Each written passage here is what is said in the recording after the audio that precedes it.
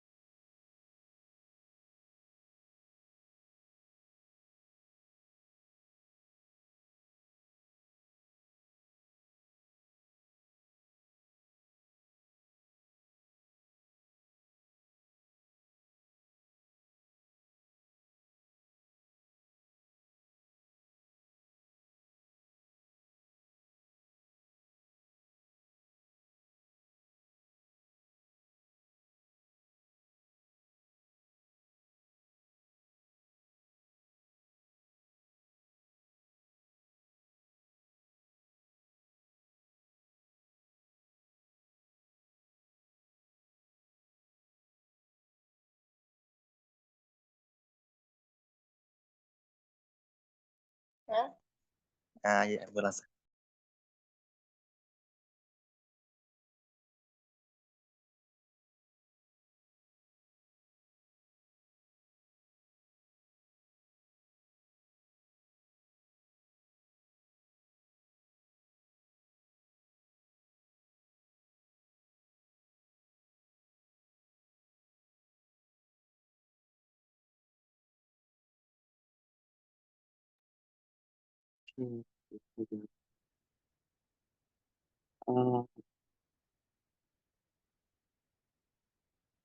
អញ្ចឹងខ្ញុំគិតថាយើងអាចកែទៅ3នេះ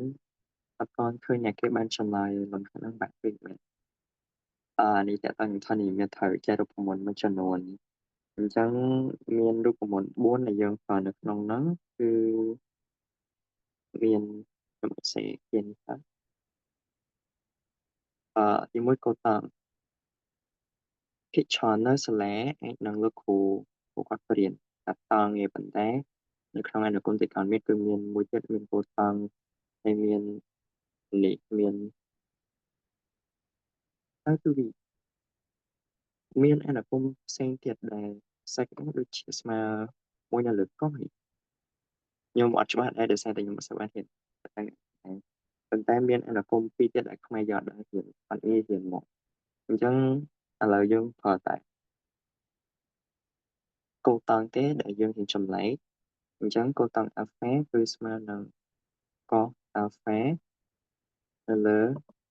sin alpha អាហ្នឹងរូបមន្តទី1ដែលយើងប្រើរូបមន្តទី2គឺរូបមន្តមុំពី alpha ស្មើនឹង2 sin alpha cos alpha រូបមន្តទី3រូបមន្តកន្លះមុំបាទតើតើនឹងកោសជាអនុគមនៃកោសអញ្ចឹងវាមានកោសការ៉េ alpha ស្មើនឹង1បូកកោស2 alpha នៅលើអឺ2ទី4គឺមានស្រដៀងគ្នាដែរ sin តែកន្លែងនេះគឺដកនៅលើ2ដូចគ្នាអញ្ចឹងរូបមន្តមួយហ្នឹងគឺទាញចេញពីអឺ cos 2 alpha ស្មើ cos ការ៉េ alpha ដក sin ការ៉េ alpha អាហ្នឹងយើងត្រូវចាំដែរតែនឹងរូបមន្តកាមាត្រដោយជប់លំហាត់ទាំងចឹងអីយើងអត់ចាំរូបមន្តទាំងអស់ហ្នឹងវាអាចពិបាកគិតប៉ុន្តែបើប្រឡងអីចឹងយើងមិនតែអត់របៀបថាយើងអត់ចាំទាំងអស់អាចចាំគោលនេះមួយបែបយើងតែបែកចេញជារូបមន្តទី3ទី4ចឹងអូខេអញ្ចឹងសម្រាប់លំហាត់ហ្នឹងគឺយើងអាចដោះស្រាយតាមវិធីមួយយើងអាច simplify កន្សោមនេះសិនទៅអញ្ចឹងខ្ញុំសូមទៅសេសញ្ញាស្មើពីខមនេះយើងអាចទៅសេតួដំបូងនឹងមកដដែលអញ្ចឹង sin x cos x ដកពីកូតង់នេះគឺយើងយករូបមន្តមួយនេះមកប្រើអញ្ចឹងយើងបានខ្ញុំសូមមិនបានសេពណ៌ណាសេពខ្មែរវិញកុំឲ្យវាបាច់មើលអញ្ចឹងយើងបាន2 cos 2x នៅលើ sin 2ហើយស្មើតមកទៀតអឺតួទី1ហ្នឹងយើងអត់ទាន់អាចប្រើអីបានទេប៉ុន្តែតួទី2នេះយើងអាចបែកតទៅទៀតបានដោយ sin 2x នេះគឺចូលរូបមន្តទី2នេះអញ្ចឹងយើងអាចសរសេរ2 cos ការ៉េ x ទៅលើ2 sin x cos x អញ្ចឹងនេះដែលយើងបានគឺយើងអាចសម្រួល2ចោលហើយពេលដែលសម្រួល2ហ្នឹងយើងឃើញពាក្យបែងដូចគ្នាហើយពាក្យបែងពីរហ្នឹងដូចគ្នាដោយសារតែនេះអស់2ហើយយើងអាចសរសេរបញ្ចូលបានអាចសរសេរដកមកបានអញ្ចឹងយើងបាន1ដក cos 2x ដោយសារពាក្យបែងវារួមហើយអញ្ចឹង sin x cos x ហើយយើងចូលរួមមួយទៀតហើយរួមទី3ទី3 no ទី4 sorry អូខេអញ្ចឹងអឺយើងអាចយើងចង់បាន1ដក cos 2 alpha ក៏ cos 2x អញ្ចឹងយើងបោះ2មកខាងនេះមកយើងបាន2 sin ការ៉េ alpha អញ្ចឹងកន្លែងនេះគឺយើងបាន2 sin ការ៉េ x ទៅលើ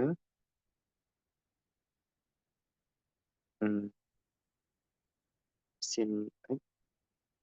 cos x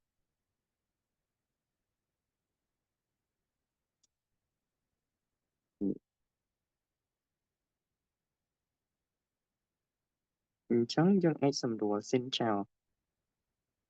ចឹងនៅសល់កន្លែងហ្នឹងយើងមើលដែរទាំងអស់គ្នាដោយសារតើ sin នេះវាអត់អាចស្មើ0បានទេបើ sin ស្មើ0យើងត្រូវ consider ថាយើងគួរទៅសម្រួលអត់ហើយយើងអាចឲ្យលក្ខខណ្ឌតាមហ្នឹងទៅប៉ុន្តែកន្លែងនេះ sin ស្មើ0លុះត្រាតែ x ស្មើ0ត្រូវអត់អញ្ចឹងដោយសារតែអានឹងវាធំជាង0ដាច់ខាតអញ្ចឹងវាអត់អាចស្មើ0បានទេអញ្ចឹងយើងអាចសម្រួលបានហ្នឹងអញ្ចឹងនៅសល់ពី sin x នៅលើ cos x យើងអាចទុកប៉ុណ្ណឹងសិនបានហើយយើងមកយក property នៅលើនេះយកមកស្រាយចម្លើយ A1 ដែលយើងអាចទាញទៅហៅកន្សោមបាន chẳng ai để dần miễn cứ phí cô tăng này phí x có môi là lớn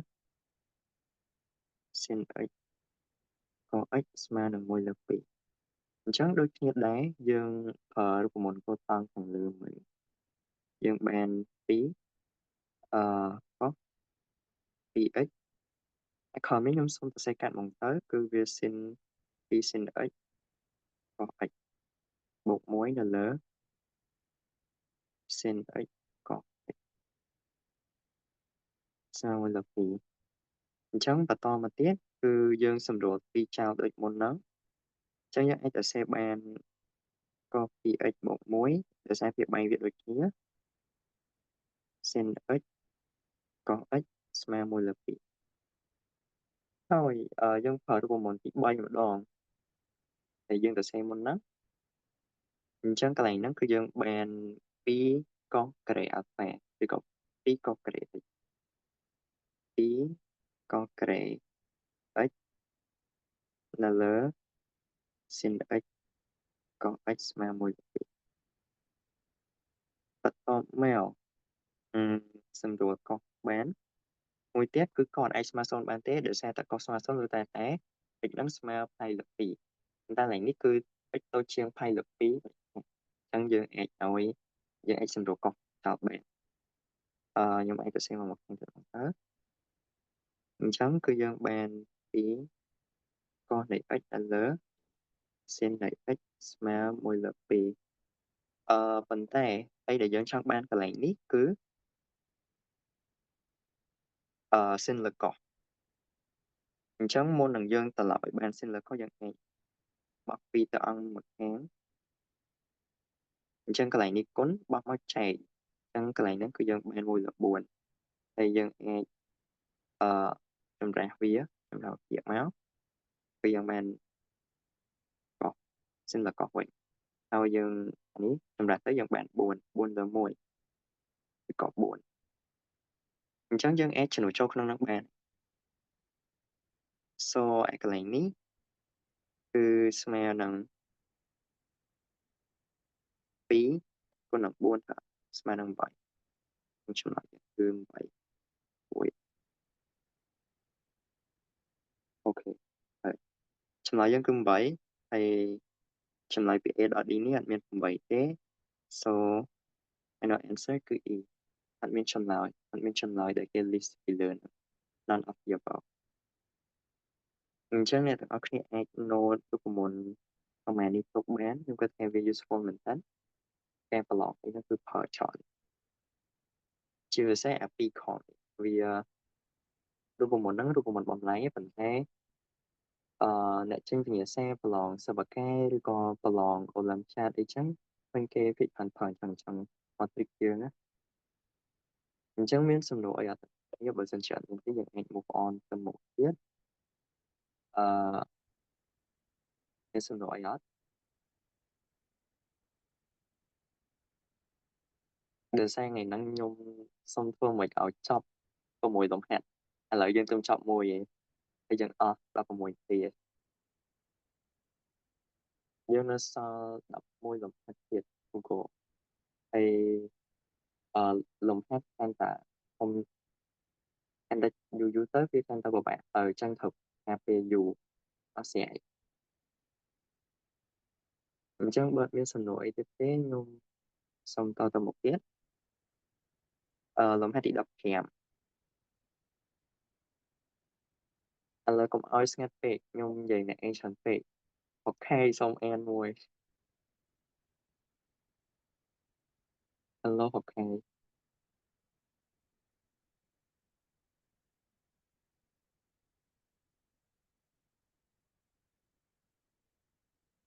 hay được không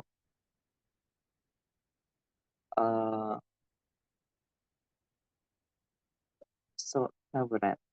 control dưới and lồng hẹn năng bàn Bạn rồi. cho cái device Question 15. Let f of x be a function such that f of x both plus 2f the x plus 2020 on x minus 1 equal 4040 minus x. For all real value x different from 1, find the value of 3f 2022. អូខេអរគុណច្រើនអញ្ចឹងលំហាត់ទី15នេះយើងអាចថាអាចចេញសិប្បការបានពេលខ្លះលំហាត់ប៉ុណ្ណឹងសិប្បការអាចថាធំអ្នកសាលាឬក៏អ្នកខេត្តអីតែនេះវារៀងស្រួលចំពោះអ្នកខេត្តឬក៏អ្នកវិជ្ជាតិចអញ្ចឹងលំហាត់ហ្នឹងវាដូចយើងហៅសម័យកាលអាណាគមបើសិនជាអ្នកថតរៀនសិប្បការអីគាត់អាចដឹងរឿងនឹងច្រើនហើយយើងឃើញមានអាណាគមអឺបូកចូលគ្នា2អញ្ចឹងហ្នឹងហើយសម័យកាលអាណាគម so របៀបដោះស្រាយវាគឺអត់មានរបៀបថា method ណាច្បាស់លាស់ឲ្យយើងដោះស្រាយបានទេអញ្ចឹងអីដែលយើងអាចធ្វើបានគឺ guess ថាយើងគួរធ្វើបែបណាឥឡូវដូចអីដែលគេចង់បានគឺ3គុណនឹង f ស្វ័យគុណ3f នៃ2022អញ្ចឹងយើងអាចឆ្នោតចូលក្នុងនឹងឲ្យប៉ុណ្ណឹងស្មើ2022អីចឹងទៅឬក៏ខាងនេះស្មើ2022ចឹងទៅក្នុងមុខបញ្ឆោតពេចហើយនៅយើងអាចសាកហៅមើលបានអញ្ចឹងខ្ញុំមាន tip ប៉ុណ្ណឹងឬក៏ពេលខ្លះឧទាហរណ៍គេឲ្យអនាគតនឹងទៅមូលរបៀបគេចង់ដឹងអនាគតនឹងស្មើអីអាហ្នឹងយើងអាចតាំងប៉ុណ្នេះស្មើអីមួយក៏ស្មើទេហើយយើងអឺរកតម្លៃទិញឲ្យតម្លៃ x នៃអនាគតជាអនាគតទេហ្នឹងមកយកមកចំណុចកន្លែងនេះបន្ទាប់មកយើងអាចធ្វើប្រព័ន្ធសម័យការហៅអនាគតមែនប៉ុន្តែនេះយើងអត់ចាំបាច់ទៅដល់នោះទេយើងហៅតែ F2022 មកឃើញពីគុណនឹង3កន្លែងមួយទៀតទាំងអស់គ្នាខ្ញុំសូមឲ្យ tip មួយកាលណាដែលប្រឡងសាស្មូ AMO SMC អីឃើញមេគុណនៅមុខហ្នឹងណាអញ្ចឹងភាគច្រើនគឺ F នៃ2022ហ្នឹងស្មើអីមួយនៅលើ3ហើយឬក៏អឺពេលខ្លះគេគ្រាន់ដាក់បិឆោតទេដោយសារតែអីនៅក្នុងចម្លើយរបស់អឺកម្មវិធីសាស្ត្រស្មូភាគច្រើនឲ្យមកជា integer ជាចំនួនគត់ជាពិសេសnot a thin question ដែលយើងអត់មាន MCQ អញ្ចឹងធ្វើមិនឲ្យចេញចំនួនគត់មកអញ្ចឹងគេគុណអ្នកហ្នឹងដើម្បីភាគច្រើនឲ្យចំនួនគត់ឬក៏ឲ្យសូត្រសរសេរនៅអង្គុយស្អាតនឹងទៅអញ្ចឹងយើងអាច notice កន្លែងហ្នឹងទុកបាន so យើងអាចពេល2នាទីទៀតទៅម៉ោង7:53យើងជួបគ្នាហើយ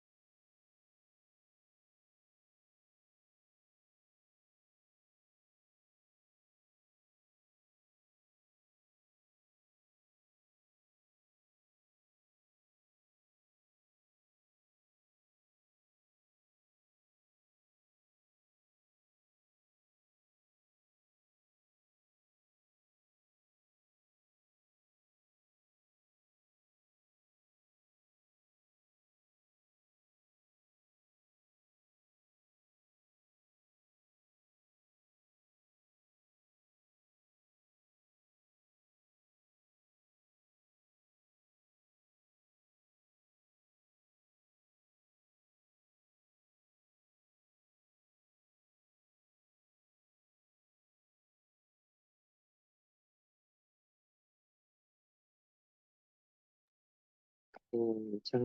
2នាទីកន្លងផុតទៅហើយមានជា dương ban cho mà chọn của xong mình bay nè lại phải gặp bay thiệt chẳng được như vậy mình nắng method là dân ai đa tam bán cứ sẽ ở ít mà khang nét mà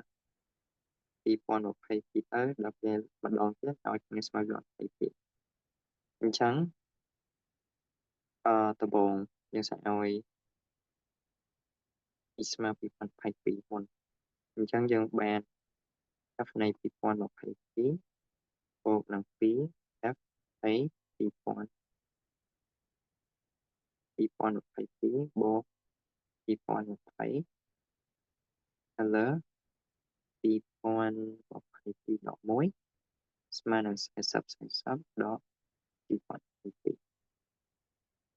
chẳng dân ai tu tốt lết dân ai tự xem anh bị FA bị quan phí bộ năng phí là nhưng xong cất lên nhưng mau món ở lớn chẳng dân ai tự xe theo bị quan một hay muối bộ bị quan một hay muối thật tự xe tạiนี้dân ai muối tới khang bị quan hay tới ba bị quan hay muối hay nơi khởiนี้dân ban bị quan hay muối chẳng biết một con chỉ smart pi dân cất lên lại hay năng thực tế rồi lànhนี้คือdân bán bị quan vậy chẳng dân ai tăng năng chia sẻ cái tin muối mà khang tiếpគឺយើងឲ្យ x បូក2020 លើ x ដក1ស្មើ2022ម្ដងអញ្ចឹងកន្លែងហ្នឹងយើងអាចទាញរក x សិនមកដោយសារយើងមិនដឹងថា x នឹងស្មើប៉ុន្មានទេអញ្ចឹងយើងគុណសងខាងគុណនឹងកតា x ដក1នេះបាន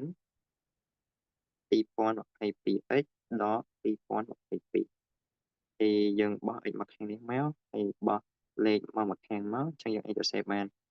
2021x បោះទៅយើងបាន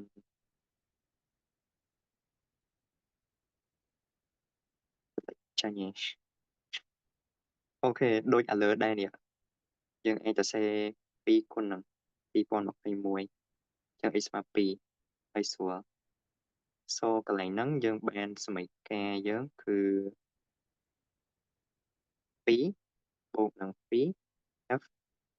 2022ស្មើនឹងដក2 x ស្មើ2អញ្ចឹងកន្លែងហ្នឹងយើងបានដាក់មកទៅគឺ40 38សមីការ2អញ្ចឹងយើងបានសមីការ1សមីការ2ហើយហើយអីដែលយើងចង់បានហ្នឹងគឺf នៃ2022អញ្ចឹងកន្លែងហ្នឹងយើងចង់បំបត្តិ f នៃ2នេះអូខេសូកន្លែងហ្នឹងកុំតន់តាំងសមីការ2យើងអាចគុណអង្គទាំង2និង2សិនមកចឹងអានេះឡើង4 f នៃ2022ស្មើនេះគុណ2ស្មើមែន6បើគិតលេខខុសយើងជួយប្រាប់ផងអញ្ចឹងគឺយើងយក1យើងយក2ដក1ទៅកុំឲ្យចេញអវិជ្ជមានអញ្ចឹងយកសមីការ2ដកសមីការ1ខ្ញុំសូមកាត់ចឹងអានេះគឺអស់ហើយ f នៃ2គឺអស់ហើយហើយអានេះគឺនៅសល់3 f នៃ2022សូឡៃហ្នឹងយើងអាចសរសេរ3 f នៃ2022ស្មើនឹង2.6ដកនឹង2020អញ្ចឹងដូចខ្ញុំនិយាយមុននឹងទាំងអស់គ្នាអឺគេដាក់3ហ្នឹងមកដឹងតែមាន purpose អីអញ្ចឹងដូចមែនកុំឲ្យយើងបែកគុណគូថតអញ្ចឹងកន្លែងហ្នឹងខ្ញុំមកស៊ូមថាស្មើនឹង6058ឆោះដោយសារចំណុចយើង B ត្រូវដូចគ្នាយើងនិយាយឆ្លើយត្រូវថតទំហំនេះវាអត់អីច្រើនទេប៉ុន្តែយើងអាចឃើញដបងយើង shot ដែលមានអត្ថអូនតែជាក់ស្ដែងយើងអាចធ្វើបាន doable អូខេ Chẳng miên sầm nổ ấy đó.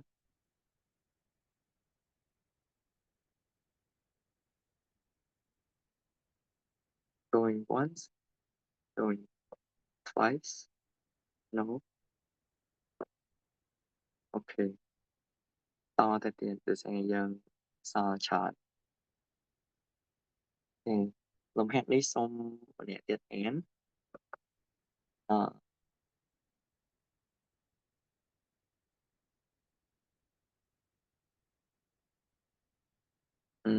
Kia nọ.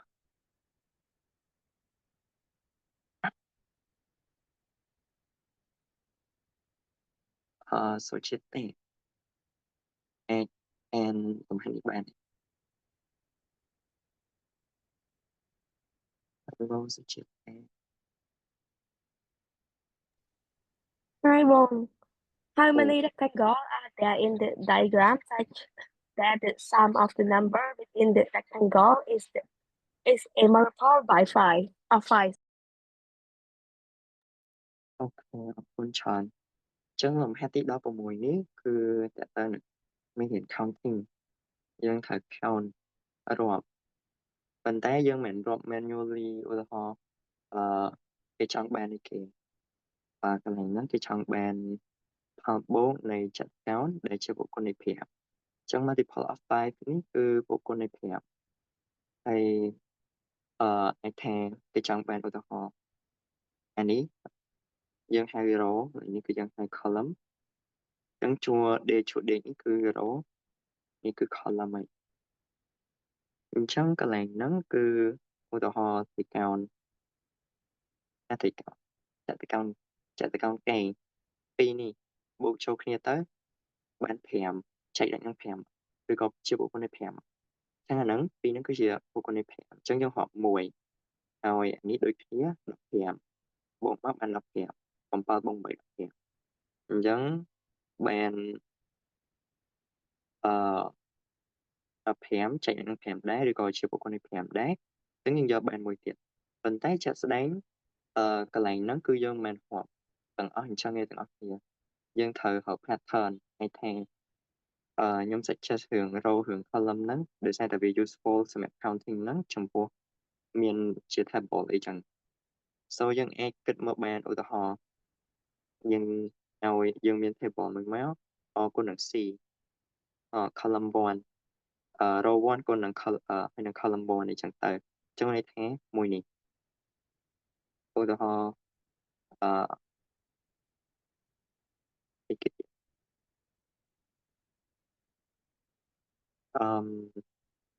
column row 2ហើយនឹង column 2អញ្ចឹងបានន័យថា no this one ហ្នឹងហើយមួយហ្នឹងរបៀបយើងអាចសរសេរជាកូដចឹងបានសរសេរជាផលគុណចឹងបានហើយយើងរាប់មកថាអូខេ row នេះមានប៉ុន្មានហើយយើងអាចបែងចែកជាកណន័យគាត់ថាមានបុគ្គចតុកោណកែងប៉ុន្មានដែលជាបុគ្គលនៃ5ហើយមួយវិញទៀតទាំងអស់គ្នាត្រូវចាំដែរប្រអប់នេះมันការ៉េទៅអត់ការ៉េហ្នឹងក៏ជាចតុកោណកែងដែរត្រូវធ្វើមិនម៉េចถึงហ្នឹងអញ្ចឹងយើងក៏ count ដែរឧទាហរណ៍នេះវា5ស្រាប់នេះ5ស្រាប់ហ្នឹងគឺយើង count ទាំងអញ្ចឹង count ហ្នឹងគឺវាមានច្រើនករណី so យើងអាចធ្វើមិនបាន pattern មិនបានហើយករណីលើកលែងណាបានហ្នឹង strategy របស់យើងពេលប្រឡប់អញ្ចឹងលំហាត់នេះខ្ញុំអាចឲ្យ3នាទីទៅវារៀងច្រើនដែរអញ្ចឹងម៉ោង8 5នាទីយើងអាចសង្ឃឹមថាមានអ្នកហត់ answer ឃើញដោយសារលំហាត់នេះក៏រៀងបែបធ្វើសមដែរ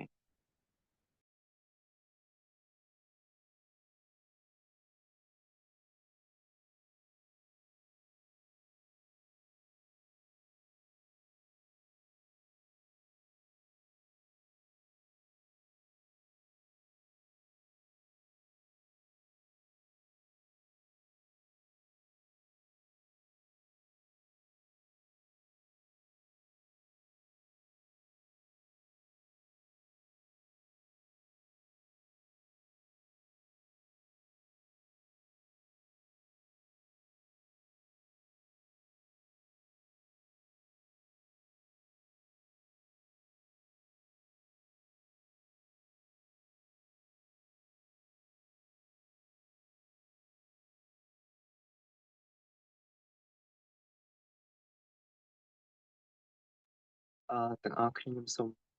និយាយមួយ correct ខ្លួនឯងមុននឹងបន្តិចដោយសារតែខ្ញុំចង់ឲ្យយក row គុណនឹង column ហ្នឹងមានន័យថាម៉េចមានន័យថាចតុកោណហ្នឹងវាមិនគុណមែនdimension របស់វាអញ្ចឹងឧទាហរណ៍ថាអឺប្រអប់មួយចឹង dimension របស់វាគឺ1គុណនឹង1ហើយបើប្រអប់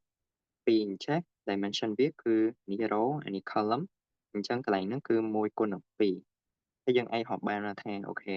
នេះក៏ dimension វា1គុណ2ដែរនេះ1គុណ2ដែរអញ្ចឹងយើងអាចរាប់តាមហ្នឹងទៅវាលឿនហើយលំហាត់ហ្នឹងគឺមាន trick មួយគឺវាមាន pattern អញ្ចឹង try to identify pattern វាមកយើងអាចប្រើបានលឿនអាចប្រើតប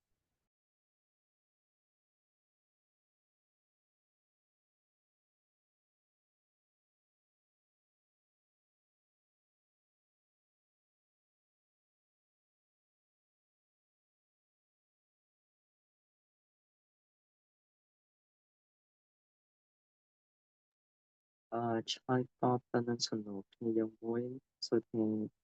is there any suggestion answer លំហាត់សាស្ត្រស្មូលគឺមាន15 MCQ ហើយនិង10 non-routine question របៀបថានេះសំណួរទី11ណាអូវេទាំងអស់គ្នាអាចមើលតធ្វើបណ្ដាស្រាប់បណ្ដាបានអញ្ចឹងខ្ញុំអត់អស់តនេឧបធានហ្នឹងអញ្ចឹងសាស្ត្រស្មូលគឺយើងមាន25 question ហើយ10គឺជា MCQ multiple choice ក្នុងហ្នឹងយើងមាន A ដល់ E ដូចយើង solve លំហាត់no អានេះ15 sorry ដូចយើងសល់លំហាត់មុនហ្នឹងអញ្ចឹងគឺយើងមានជំរើសឲ្យដល់ពេលចាប់ពីលំហាត់ទី16ដល់លំហាត់ទី25ទៅគឺអត់មានចម្លើយទៀតទេអញ្ចឹងគឺយើងត្រូវតែរើចម្លើយខ្លួនឯង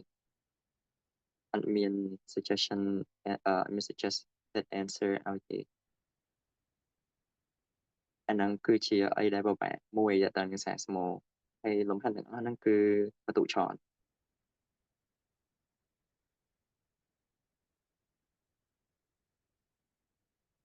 អូខេខ្ញុំគិតថាលំហាត់នេះខ្ញុំអាចកែទៅហ្មងទៅដោយសារតែវាជា tricky ដែរវាពិបាកបើសិនជាពេលប្រឡងអីអានេះអាចនឹង take time ច្រើនគួរសមអាចនឹង4ទៅ5នាទីអាច waste time យើងទៅលើ question ផ្សេងទៀតអញ្ចឹងរបៀបថាតួលំហាត់ដែលគេអត់ឲ្យចម្លើយនឹងមែនมันប្រកាសថាវាពិបាកពេកទេបើសិនជាអ្នកទាំងអស់គ្នានៅពេលដែលកែទៅដល់លំហាត់ខំតែអាចមានលំហាត់ណាស្រួលអញ្ចឹងយើងមើលឃើញអាស្រួលយើងធ្វើអាហ្នឹងមុនទៅគិតថាយើងអាចធ្វើបានហើយអ្នកចេះយើង skip សិនបានដូចលំហាត់នេះទេបើខ្ញុំជា participant ខ្ញុំ skip ចោលសិនណាអូខេអញ្ចឹងដូចខ្ញុំ suggest មុនហ្នឹងគឺយើងហៅជួរដេកគឺជា row ជួរឈើគឺជា column អញ្ចឹងកន្លែងហ្នឹងអីដែលខ្ញុំចង់ឲ្យអ្នកទាំងអស់គ្នាធ្វើគឺ make a table ប៉ុន្តែនេះ space យើងអត់មានអាចគូតារាងអីបានអញ្ចឹងខ្ញុំសរសេរធម្មតាទៅអញ្ចឹងដូចខ្ញុំនិយាយមុនហ្នឹងគឺយើងសរសេរជា dimension 1គុណ1ដូចអ្នកទាំងអស់គ្នាដែលលេង cube អត់Rubik cube អញ្ចឹងអាហ្នឹងឧទាហរណ៍ cube វេអានេះគឺជា Rubik cube នោះអញ្ចឹងយើងអាចមើលឃើញបានថាអាហ្នឹងវា dimension map ដោយសារតែអានេះគឺជាវត្ថុវា 3D អញ្ចឹងអាហ្នឹង2គុណ2គុណ2ប៉ុន្តែអានេះអីដែលយើងកំពុងមើលហ្នឹងគឺ table ធម្មតាវានៅក្នុងប្លង់ធម្មតាមិនមែននៅក្នុងលំហទេអញ្ចឹង dimension របស់វាគឺ2គុណ2គុណ2ឧទាហរណ៍យើងមើលប៉ុណ្ណឹងតែយើងអត់ឃើញខាងក្រោយនេះថាវាជារូប 3D លឿងហ្នឹងអញ្ចឹងអានេះ2 2និង2គុណ2ដូចគ្នាដែរនៅក្នុង table ហ្នឹង1គុណនឹង1ហ្នឹងវាជាការ៉េធម្មតានេះការ៉េធម្មតាមួយហ្នឹងអញ្ចឹងដូចខ្ញុំនិយាយមុនហ្នឹងគឺការ៉េក៏ជាចតុកោណដែរចតុកោណកែងដែរយើងអាចរាប់ទៅ1គុណនឹង1ហ្នឹងមានម៉ាក់ខ្លះអញ្ចឹងដូចយើងមើលឃើញគឺគេសរសេរក្នុង table ហ្នឹងគឺចាប់ពីលេខ1ដល់25 ក្នុងលេខ1ដល់លេខ25ហ្នឹងលេខដែលជាបុគ្គលនៃ5គឺមានលេខ5លេខ10លេខ15លេខ20លេខ25 so កន្លែងហ្នឹងយើងមានប្រមាណមាន5ករណីមាន5លេខដែលជាបុគ្គលនៃ5ចុះតទៅមុខទៀត1គុណនឹង2ម្ដង1គុណនឹង2គឺចតកោណជួរដេកបែបនេះខ្ញុំអាចគូពណ៌កំហុសទៅយើងសូមមើលតិចវាជួរដេកបែបនេះអានេះ1អានេះ2អញ្ចឹងយើងនិយាយគ្នាមុនហ្នឹងគឺយើងអាចសង្កេតមើលមួយរ៉ូនេះមានមែនមានលេខណាដែលបូកចូលគ្នា2ទៅបាន5អត់ឬក៏ជាបុគ្គលនៃ5អត់អញ្ចឹងបើសិនជាយើងសង្កេតមើលទៅគឺមាន2បូកនឹង3ស្មើ5បុគ្គលនៃ5ណាអញ្ចឹងយើងអាចយក1ចុះខំទៀតមាន7បូក8ស្មើ15ដែរតែយើងអាចមើលបានគឺវាអត់បាក់រាប់ទេដោយសារតែវានៅរ៉ូតែមួយនៅ column តែមួយអញ្ចឹងមាន5ករណីដូចគ្នាមាន5លេខដូចគ្នា5ជម្រើសដូចគ្នាចុះ1គុណនឹង1គុណនឹង1គុណនឹង3 sorry អូខេ1គុណនឹង3យើងមើលមិញតដែរថាមួយរ៉ូហ្នឹងមាន3លេខណាបូកចូលគ្នាបានជាបុគ្គលនៃ5អត់ដូចជាអត់ទេថាអញ្ចឹងកន្លែងហ្នឹងគឺ0នេះហើយយើងអាច move on ទៅករណីផ្សេងទៀតបានអញ្ចឹងយើងអាចតទៅ1គុណនឹង4 1គុណនឹង4មើល row ឡើងដដែល1គុណនឹង4អាចឃើញកន្លែងណាអត់អញ្ចឹងមុនហ្នឹងគឺ2បូក3បានបុគ្គល5 1បូក4បុគ្គលនៃ5នេះ1បូក4ស្មើ5ដែរហើយទាំងអស់ហ្នឹងបូកចូលគ្នាគឺ10បុគ្គលនៃ5ដែរសល់កន្លែងហ្នឹង4នេះគឺបុគ្គលនៃ5អាខមនេះបើអ្នកទាំងអស់គ្នាសាកបូកទៀតគឺបុគ្គលនៃ5បុគ្គលនៃ5ទាំងអស់អញ្ចឹងមាន5លេខទៀតយើងអាចដាក់មកគឺ1dimension 1គុណនឹង5ហ្នឹងគឺមាន5លេខទៀតអញ្ចឹងចុងក្រោយគឺ1គុណនឹង5យើងធ្វើដូចគ្នាគឺមើលយើងដឹងឯងទាំងអស់គ្នាអាចបូកមើលបានអញ្ចឹងអានេះបូកទៅបុគ្គលនៃ5ទីនេះបូកទៅទៀតបុគ្គលនៃ5នេះក៏ជាបុគ្គលនៃ5អញ្ចឹងបូកចូលគ្នាក៏ជាបុគ្គលនៃ5ហើយយើងអាចរាប់មួយទៅរាប់តទៀតទៅអញ្ចឹង1 2 3 4 5មាន5លេខទៀតអញ្ចឹងកន្លែងនេះគឺយើងបាន5តទៅមុខទៀតយើងបានយក row ហ្នឹងស្មើ1អស់ហើយចុះ column យើង row ស្មើ1ហើយយើងឆ្លាក់ column យើងអាចមើលបានខាងនេះគឺ row នេះគឺ column អញ្ចឹងយើងអាចលើកហ្នឹងឲ្យrow ស្មើ2ម្ដងចុះបើ row ស្មើ2 2គុណ1កន្លែងហ្នឹងមានន័យថាប៉ុណ្នេះ2គុណនឹង1មានលេខណាខ្លះដែលបូកទៅឃើញ2គុណនឹង1អត់បូកទៅជាបុគ្គលនៃ5អត់ដែលវាជាចតុកោណប្រឈរមាន dimension 2គុណនឹង1អញ្ចឹងយើងអាចសាកហៅទាំងអស់គ្នាបានអញ្ចឹងបើមើលទៅគឺមានខាងនេះមានតែកន្លែងដែលយើងយកបុគ្គលនៃ5អញ្ចឹងកន្លែងហ្នឹងយើងមិនបាន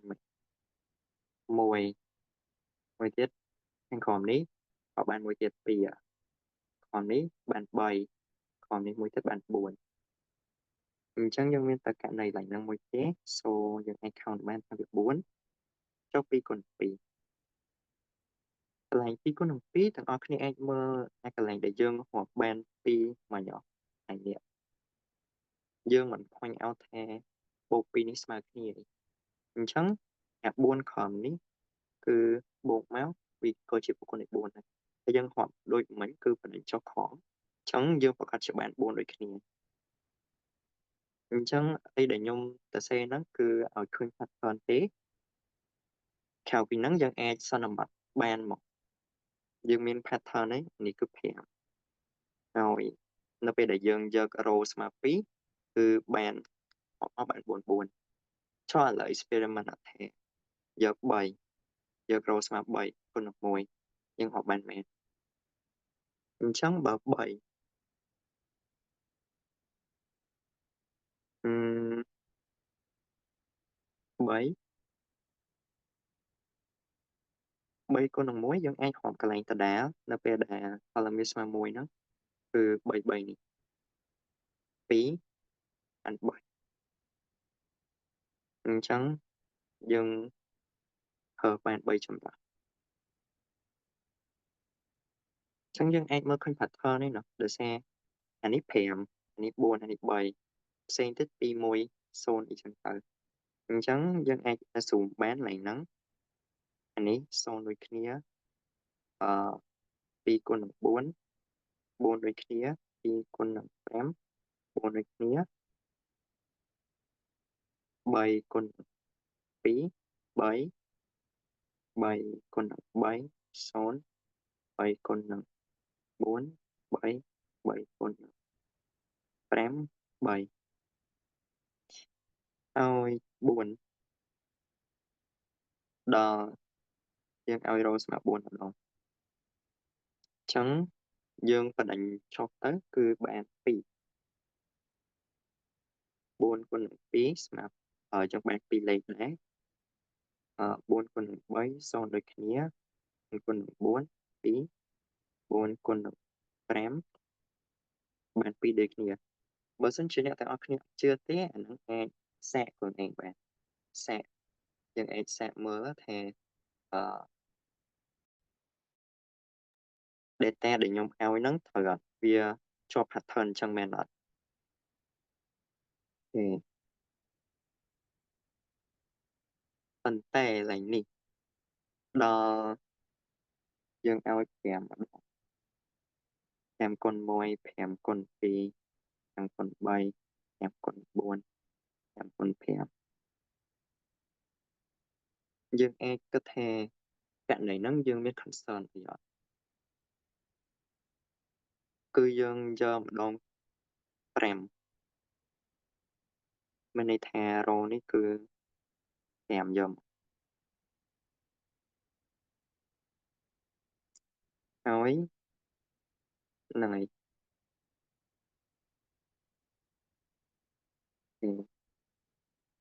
5នេះអឺដែលយើងបានឥឡូវកន្លែងហ្នឹងយើងធ្វើរួមគ្នាមកទៅថាខ្ញុំដឹងតែអានោះអត់ចប់ pattern នេះយើងអាចដឹងបានដោយសារវា column នេះគឺយកតែមួយឯងហើយបើសិនជាយើង notice យើងអាចដឹងបានថាអត់បូកទាំងអស់ហ្នឹងគឺជាបុគ្គលនេះ5ដោយសារតែអានេះឧទាហរណ៍បើយើងយកទៅ modulo 5ទៅបាន1ដែរទៀតមួយទៀតបូកចុះគ្នាបាន5អញ្ចឹងអឺនេះយើងបានមួយ column មួយហ្នឹងគឺចូលករណីដែលយើងអាចរើសបានសូឡៃហ្នឹងគឺមាន5ឃើញវាផ្នែកខុសពីមុនអត់ចូល pattern នេះកន្លែងហ្នឹងបើសិនមែនតើបើយើងគិតពី pattern វាគួរតែមានមួយលេខតែអានេះយើងមាន15លេខចុះ5គុណនឹង2វិញ5គុណនឹង2គឺ1 4ម៉ែត្រនេះអូនវិញអញ្ចេះអូខេមិនអញ្ចឹងឯងសូកន្លែងហ្នឹងយើងនឹកឃើញដល់ករណី1គុណនឹង2 2គុណនឹង2ដែលយើងយកកន្លែងកណ្ដាលនេះ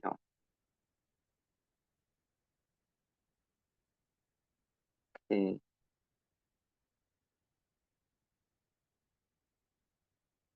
អញ្ចឹងសូថាយើងយកបានមែនអូវេអូខេយកហើយយកអឺទាំងអស់គ្នាដឹងហើយអានេះមួយ column ហ្នឹងបើយើងយកទាំងមូលចឹងទៅដែល row យើងយកស្មើ5ហ្នឹង คือบวกมาประกาศเฉพาะคนในแพร่ไม่แต่ยังหอกบานแพร่มันจังเบอร์สันที่ยังเยอะมาดองปีใช่เวียหอกเตอร์ปัดทอยมวยออกอะไรยังใส่หอกกับเนี้ยจังยังมันปีบานใบบานบวนเอ๊ะโซกอะไรนั่งยังไอจะเซฟแมนบวนvà to mà tiết nhưng giờ column 7 mà đòn chẳng phải 7 mỗi tiết hoặc nó bạn 7 phèm con nọc buồn chẳng bạn phần ní mỗi tiết trong dương miền tỷ lệ sau này tỷ có phèm con phèm cứ ràng năng tầng mùa mỏng anh dương bạn mùi anh lấy dân hoặc bạn khơi ở hay dương miền tả bột lệ trộn tất cả chẳng anh ấy cạnh này tim môi nhất bây giờ bạn buồn con phèm cái bây giờ bạn buồn con buồn cái này thì bởi dân bạn bày buồn con bảy này thì bốn dân bạn buồn con phí thì dân cái nếu bảo mùi một tiền bảy trắng trầm lão ấy dân ấy for manually tất cả lệ anh ấy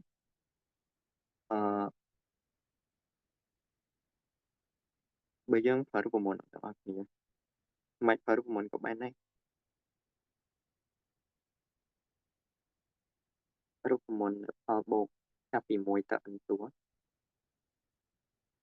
chúng ta sẽ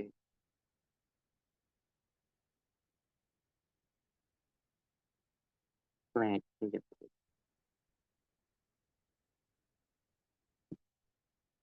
trắng bộ lịch mail anh ấy giúp bạn xem vào mùi thấy thì bộ cho mấy dân ban phòng mùi xâm đồ là phí bảy chẳng lẽ đọc thì xem phòng mùi bộ xem kẹo dân bán thật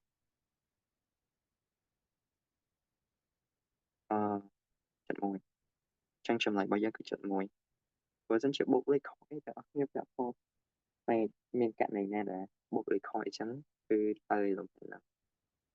chân đôi như mention chân lòng hẳn đi vì đặt số tếคือมองไปลองชาวสันตายืนโซเชียลเน็ตก็ลงแพทโซสันจังแต่อันนี้เป็นจงเหงาเลยอ่ะแต่แค่อันนี้พี่เห็นตัวแบบโยนติดตัวเมียนเองรีชแอนคือก็ไอ้แบรนด์รีชแอนเอ็มอยู่สัวมาสันเชียใส่เป็นเมสเซจอันนั้นช่วยแต่สักจังยังรีฟเอลเอมานาตี้ไอ้กับสันแทนเมียนเอthờiสัว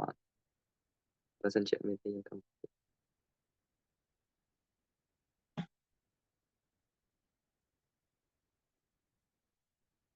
เนื้อเมียนลมหันมวยชื่อกับบ้านใช่ไหม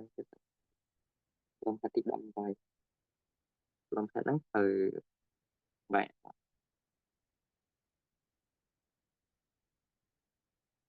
เอ่อឆ្លើយតបសំណួរគ្នាយើងមួយក៏សួរថាអាហ្នឹងតើតើនឹងបន្សំមែន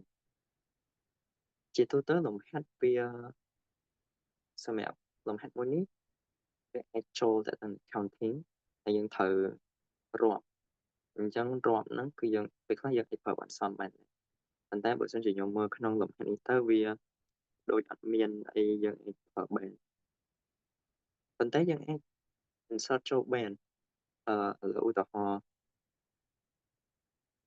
មកអឺលំហាត់នេះដូចជាអត់ត្រូវប្រើបន្សំទេយើងរាប់យកមកប៉ុន្តែអាចនឹងមានរបៀបផ្សេងប៉ុន្តែគ្រាន់តែបើរបៀបនេះគឺយើងសមឯងនិយាយទៅតាមលំហាត់ដែរប៉ុន្តែពេលច្រើនហ្នឹងឯង counting ឧទាហរណ៍លេខប៉ុណ្ណឹងអីយើងអត់តន់ដល់ថ្នាក់ប្រើរូបមន្តបន្សំត្រូវវិភាគវែងឆ្ងាយខ្លាំងទេប៉ុន្តែបើសិនជាឧទាហរណ៍គាត់គេឲ្យដល់ n នេះមាន25អានេះ n នេះតើអានេះមកចុចអីចឹងចឹងអាហ្នឹងយើងអាចទាញប្រើរូបមន្តទូទៅណាមួយដែលយើងអាចប្រើបាន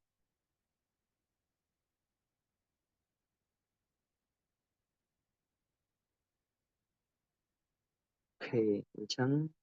ដូចជាអត់មានអ្នកគេសួរទេខ្ញុំគិតថាយើង move on ទៅលំហាត់ទី17ទៅលំហាត់ទី17នេះក៏រៀង tricky តិចដែរយើងត្រូវគិតនេះចេញលំហាត់សូរកាអីមិនបានចេញកំសលែងអីបានឡងតែតើនឹងទៅកោនហើយប៉ុន្តែវាអត់តទៅនឹងធននិមិត្តខ្លាំងពេកយើងអាចប្រើ property របស់ធននិមិត្តទួចអញ្ចឹងខ្ញុំអាចសុំអ្នកគេមកអានមកអ្នកគេថ្ងៃក្រោយដាក់ spinning wheel ពីឈ្មោះទាំងអស់គ្នាដាក់ចូល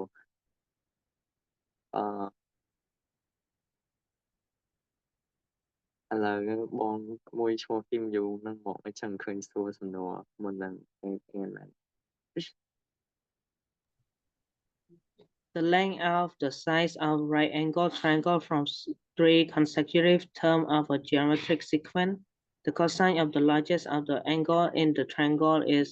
a plus square root of b over c, where a and c are integers and b is a prime number. Find the value of a plus b minus c.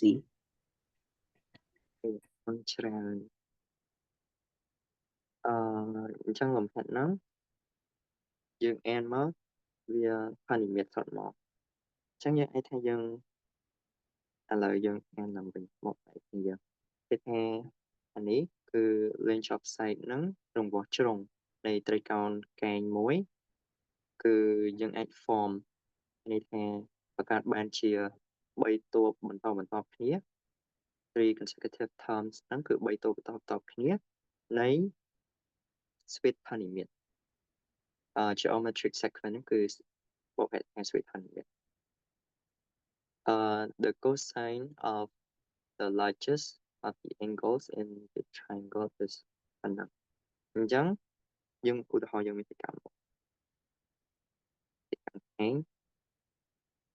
កាលណាដែលគេនិយាយតទៅនឹង largest angle បើយើងគិតដំបូងមានអារម្មណ៍ថាទីកោណកែងមុំកែងជាមុំធំបំផុតឯថើប៉ុន្តែក្នុងករណីនេះខ្ញុំបញ្ជាក់ហើយយើងអត់យកមុំកែងទេមុំធំបំផុតដែលបន្ទាប់ពីមុំកែងនឹងដោយសារតែអានេះតាម experience ខ្ញុំដែរខ្ញុំធ្វើលំហាត់ផ្សេងៗដែលស្តៀងអញ្ចឹងគឺគេគិត angle បន្ទាប់ពី angle មុំកែងហ្នឹងអញ្ចឹងគេយក angle មួយដែលថាយើងដឹងហើយអានេះខាងនេះធំជាងខាងនេះអញ្ចឹងយើងអាចសាកហៅបានហើយកន្លែងនេះគឺគេថា cosine ឥឡូវយើងតែងមុំនឹង alpha cosine alpha ស្មើនឹង a បូកឬ b នៅលើ c អញ្ចឹងមកហើយដែលគេចង់ហៅគឺយើងហៅ a បូក b ដល់ c ហើយកន្លែងនេះយើងត្រូវ keep in mind ដែរថាproperty គេឲ្យលក្ខណៈគេឲ្យសម្រាប់ ABC ហ្នឹងមិនអញ្ចឹងយើងមាន special condition មួយគឺ B គឺជាចំនួនកុដបឋមហើយ AC នេះគឺជាចំនួនកុដធម្មតាអញ្ចឹងយើងអាចហៅបានសាកហៅអាចថាតាមស៊ីនយើងរៀននៅក្នុងរូបវិទ្យាយើងរៀននៅក្នុងគណិតវិទ្យាអីហ្នឹងចងជាប់លើពីប៉យចឹងអត់កុសហើយយើងអាចសាកបានទាំងអស់គ្នាហើយកុំភ្លេច property នៅលើនេះនៅលើដបងនេះសំខាន់មកអត់អានេះកាត់ចាស់នេះយើងគិតតែតាំងឃើញខ្ញុំ3តួបន្តគ្នាបដិបានជាស្វេថានិមិត្តមួយអូខេអញ្ចឹងលំហាត់នេះវាអត់ច្រើនញ៉ៃពេកទេអាចយើងលឿនៗណាស់មក29បានទៅពេលកែអញ្ចឹងសរុបមកថ្ងៃហ្នឹងគឺយើងបានតែ4លំហាត់ទេគោលចង់បាន6ប៉ុន្តែមើលទៅអត់ដល់6សោះ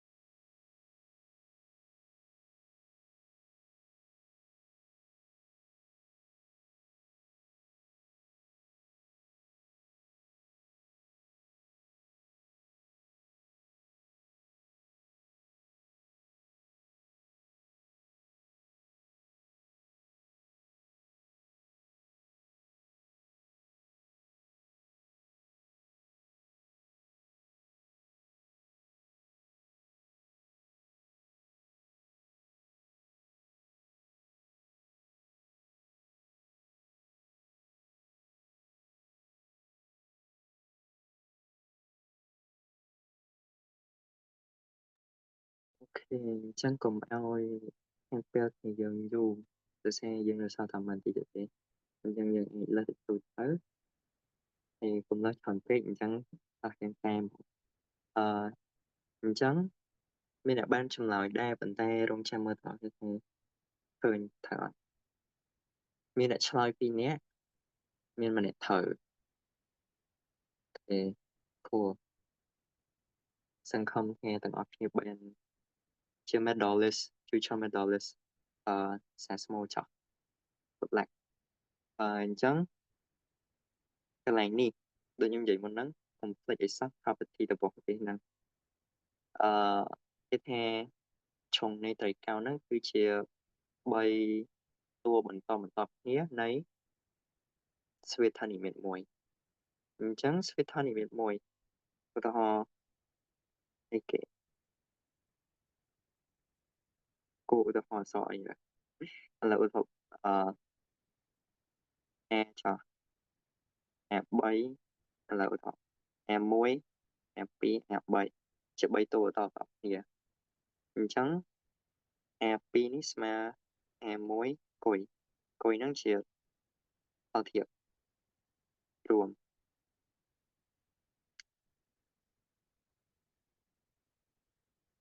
ផលធៀបរួមមានន័យថា A2 នៅលើ A1 ស្មើ A3 នៅលើ B ស្មើគុយ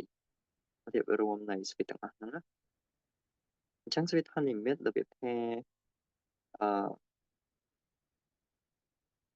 វាមានផលធៀបរួមមួយហើយតួបន្ទាប់គឺជាតម្លៃនៃផលធៀបមុនហ្នឹងនៃតម្លៃតួមុនហ្នឹងគុណនឹងផលធៀបហ្នឹងម្ដងទៀតអញ្ចឹងដូច A3 ស្មើ A2 គុណនឹងគុយហើយ A2 គុណនឹងគុយហ្នឹងមិនស្មើ A1 គុណនឹងគុយអញ្ចឹងដូច A1 គុយក្រេអញ្ចឹងទៅកន្លែងហ្នឹងគ្រាន់តែរំលឹកទាំងអស់គ្នាតើតាំងនឹង basic ខ្លះស្វេតនិមិត្តទេហើយមួយទៀតគឺបើយើងតាំង A1 A2 A3 ជា3តួបន្ទាប់មិញគឺ A1 គុណនឹង A3 ស្មើនឹង A2 ក្រេអូខេអញ្ចឹងកន្លែងហ្នឹងយើងតាំងអីផ្សេងមកយើងដឹងថាជ្រុងនេះតូចជាងគេបន្តមកជ្រុងនេះបន្តមកអ៊ីប៉ូនឹងធំជាងគេអញ្ចឹងខ្ញុំសូមតាំងមិនឲ្យជាប់អានគុណខ្ញុំតាំងជ្រុងតូចជាងគេហ្នឹងដូចតែអញ្ចឹងជ្រុងធំបន្ទាប់គឺ AX គុណថែមនឹងប្រធាប1អញ្ចឹងជ្រុងធំបំផុតគឺ AX ក្រេយើងគុណថែមនៅប្រធាបមួយទៀតយើងបាន x ក្រេហើយយើងទាញហកខុសហ្នឹងហើយទាញហកខុសគឺកុស alpha ស្មើនឹងជាប់នៅលើ e ប៉សូកន្លែងហ្នឹងគឺតែនេះគឺជាឆ្លងជាប់ហើយនេះគឺជា e ប៉សូយើងបានតែនៅលើ a ស្មើមួយនៅលើ x អញ្ចឹងកន្លែងហ្នឹងយើងត្រូវរកតម្លៃនៃមួយនៅលើ x នេះតែណាដែលតើតើនឹងត្រីកោណកែងទាំងអស់គ្នាដឹងតាពីតាកើអីជាអត់ផុតទេយើងចង់បានមួយនៅលើ x ការ៉េអញ្ចឹងអញ្ចឹងកន្លែងហ្នឹងយើងអាចដោះស្រាយមកតាមពីតាកើយើងមិនបានhypotenuse លើកជាការ៉េ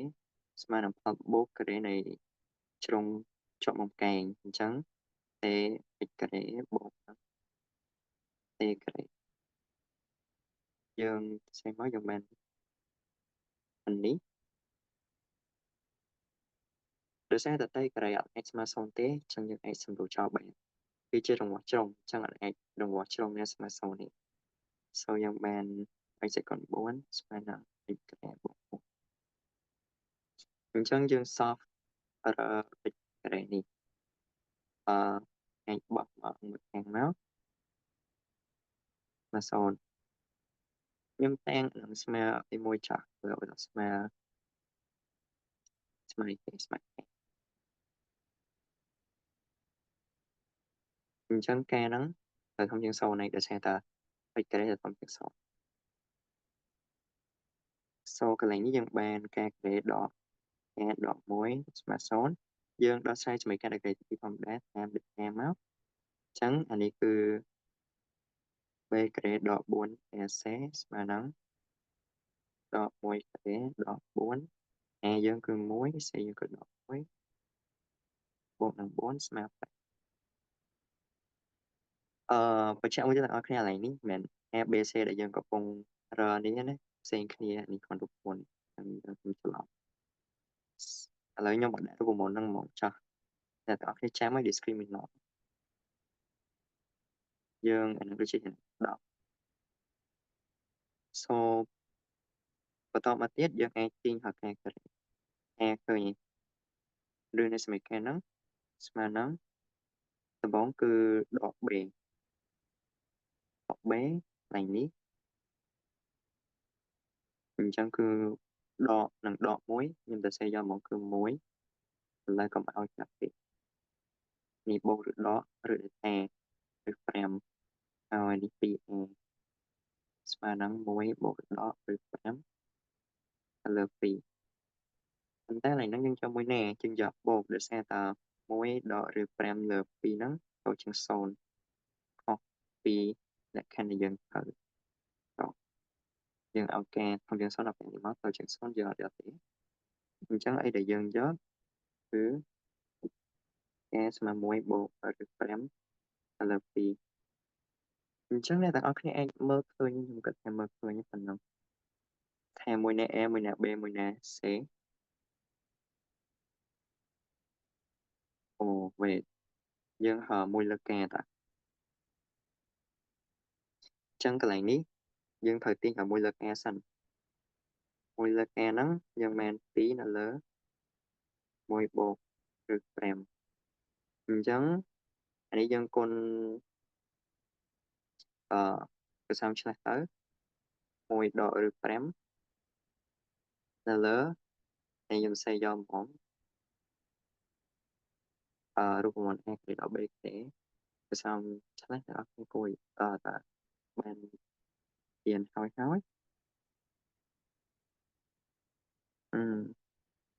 wait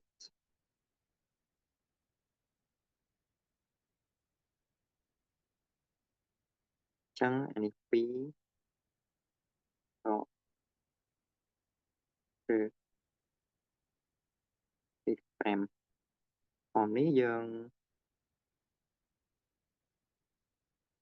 ស៊ីសងទៅគឺបាន1នឹងដក5អញ្ចឹងយើងបានដក4ហើយយើងសម្រួល2នៅលើខាងខំទៅដោយសារតែ4នេះចែកនឹង2ហើយយើងបំបត្តិសញ្ញាដកនឹងផងអញ្ចឹងយើងអាចទៅសេបានឬ5ដក1ទៅលើ2អញ្ចឹងថាអញ្ចឹងយើងបានតម្លៃប៉ុណ្្នឹងហើយកន្លែងហ្នឹងមានន័យថាអឺឬ5នេះខ្ញុំអាចទៅសេពីក្រោយបានយើងមិនចាំថាទៅសេពីមុខទេអញ្ចឹងយើងបានដក5ទៅលើ2អញ្ចឹងកន្លែងហ្នឹងគឺដល់មួយ A ស្មើដក1 B ស្មើ5 C ស្មើ2ហើយយើងអាចទៀងមកបានថា B នេះគឺជា prime number មែនអញ្ចឹង A បូក B បូក C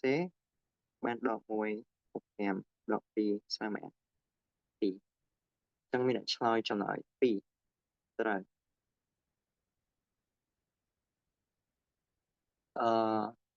អ្នកទាំងអស់គ្នាចង់ dismiss ប៉ុណ្ណឹងឬក៏ចង់បានមួយទៀតយើងគួរតែកែមួយទៀតសិន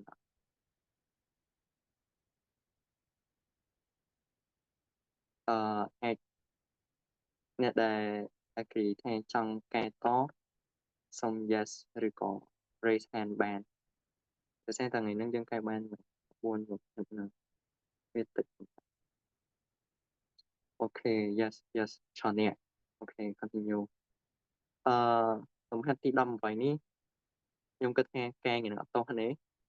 អូមានអ្នកសួរ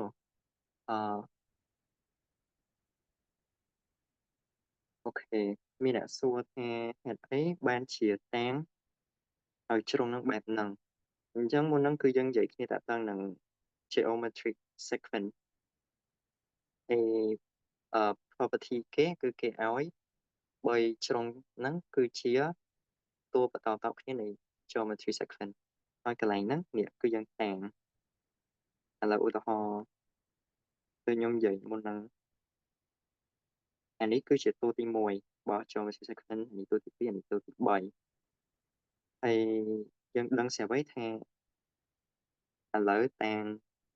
ON ជា geometry sequence ចឹងតើអញ្ចឹងកន្លែងហ្នឹងយើងបានអុយ2ស្មើគេ2ស្មើអុយ1គុណនឹងអុយ3ស្មើអុយ2គុយឬក៏អុយ1គុយក្រេអញ្ចឹងយើងអាចទៅមើលទៅនឹង geometry sequence ហ្នឹងឡើងវិញបានបើសិនជាខ្ញុំបញ្យល់មុនហ្នឹងវានៅចុះហើយអញ្ចឹងហើយអាហ្នឹងឯងដែលជាមូលហេតុដែលយើងតាំងបែបហ្នឹងហើយសួរថាមិនបានយើងដឹងថាមួយណាទូទី1ទី2ទី3ទូទី3ដឹងតែធំជាងគេឯងអញ្ចឹងអាហ្នឹងវាគឺជា epo នេះដូចគ្នាខនយើងមុនហ្នឹងយើងតាំងពេចជាអសងចឹងទៅផលភាពពេចហ្នឹងដូចកុយចឹងដល់ពេលអុយមួយនេះដូចអេចឹងហើយយើងមើលទៅថាពីជ្រុងនេះមួយណាធំជាងមួយណាតូចជាងយើងអាចតាមនឹងបែបសង្កត់ថាthis answer your question អូខេអរគុណលំហាត់ទី18នេះខ្ញុំសូម skip មកទៅខ្ញុំគិតថាអានេះអាចនឹង10នាទី15នាទីឬក៏20នាទីម្នាក់ឯងវាញញ៉ៃលំហាត់ហ្នឹងគឺអាចថាវា random ខ្លាំងពេកយើងពិបាកមែនតើលេខដែលបង្កើតពី1 2 3ពី0ដល់9ហ្នឹងអញ្ចឹង let's set a challenge នៅគេដែល solve អានឹងបានមាន solution មានអីធ្វើត្រូវអាទិត្យក្រោយជួបគ្នាបានចម្លើយធ្វើត្រូវហើយមាន solution មាន method អីធ្វើត្រូវអាហ្នឹងខ្ញុំមានអីឲ្យអូខេដោយសារតែអានេះខ្ញុំចំណាយពេលច្រើនមែនតើសូម្បីតែនៅក្នុងសភៅសាស្ត្រមកក៏គេអត់មាន detail solution មួយលំហាត់ហ្នឹងដែរហើយខ្ញុំសូម move on ទៅលំហាត់ស្រួលមួយអានេះមកវារៀងស្រួលបន្តិចអញ្ចឹង extra លំហាត់ហ្នឹងខ្ញុំសូមលំហាត់មួយហ្នឹងចុះតែតើនឹងលំហាត់ទី9យើងមានអ្នកគេចង់អានអត់អាច volunteer raise hand ឲ្យបានអូខេអានអត់មុនហ្នឹងសួរទៅអូខេអត់នៅឯ Hello អូខេហើយកុំឲ្យខាត់ទេquestion 19 let a be a positive integer such that the last two digits of a power 2021 is 21 find the smallest possible value of a ចឹងគេថាអាង a នេះគឺជាចំនួនគត់វិជ្ជមានមួយដែលលេខពីខ្ទង់ចុងក្រោយនៃ a ស្វ័យគុណ2021ហ្នឹងស្មើនឹង21ទាំងអស់គ្នានៅចាំលំហាត់មួយស្តៀងហ្នឹងគេសួរខុសពីហ្នឹងដែលយើងកែពីដើមមកមានលំហាត់មួយវារបៀប21 a ស្វ័យគុណ21ចឹងដែរ a ស្វ័យគុណ2021ចឹងដែរតាមពិតក្នុងការប្រឡងមួយគឺគេតែងតែធ្វើចឹងអានេះវាអាចជា trick មួយឬក៏ជា benefit មួយសម្រាប់អ្នកប្រឡងដែរដែលគេដាក់មកអញ្ចឹងយើងអាច back ទៅមើលលំហាត់ទី5បាន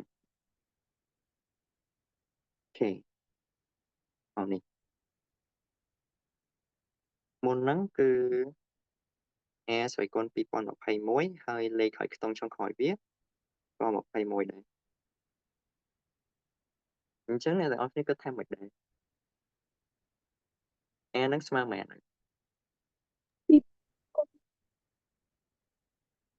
អូខេមុនហ្នឹងមានអ្នកឆ្លើយទេមានអ្នកឆ្លើយសុំមុនី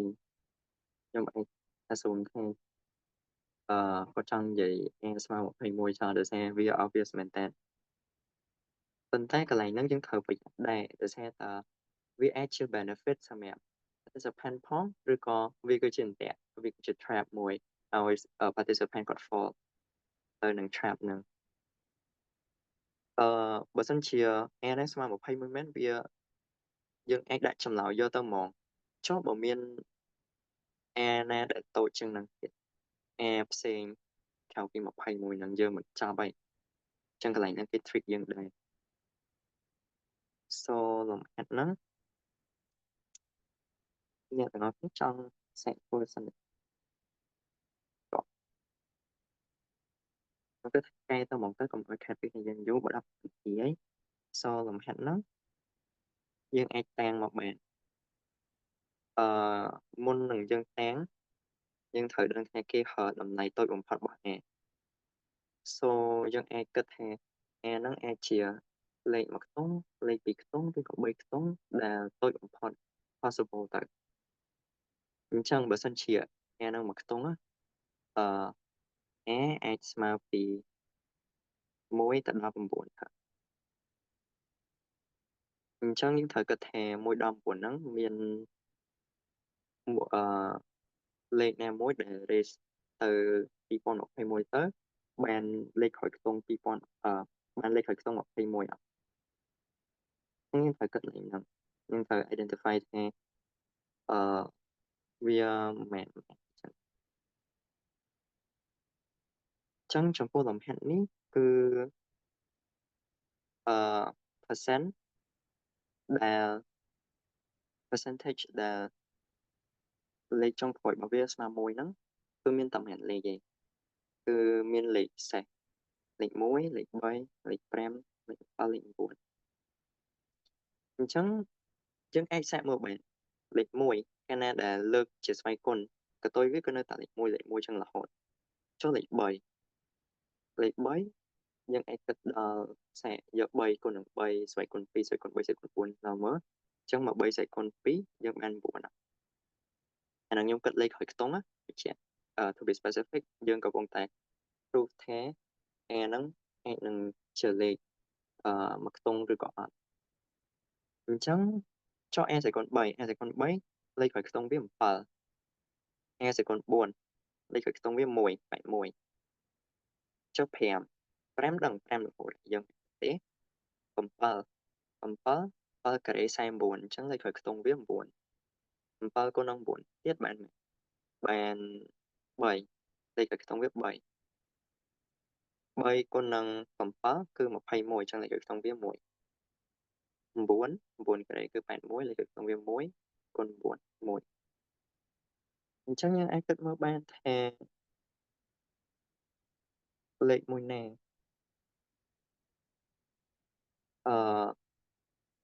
កន្លែងនេះបើសិនជាយើងធ្វើឃើញប៉ុណ្ណឹងហើយមានន័យថា a ហ្នឹងលើកជាស្វ័យគុណ4ស្វ័យគុណ 4k អញ្ចឹងទៅមានលេខក្រោយខ្ទង់1អាហ្នឹងបើសិនជាអ្នកដែលធ្លាប់រៀន modulo ហើយ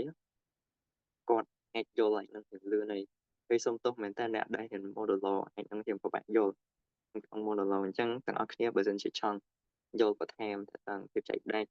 អាចមានសំណល់អីចឹងអាចទៅមើល YouTube ឬក៏សាកសួរលោកគ្រូអ្នកគ្រូដែលគាត់រៀនសិប្បកម្មអញ្ចឹងកន្លែងហ្នឹងតើអាចកើតមានអត់គឺយើងត្រូវយក2021ហ្នឹងចែកនឹង4ឡើងមកអញ្ចឹងអានេះចែកដាច់នឹង4ចែកមកគឺនៅសល់សំណល់1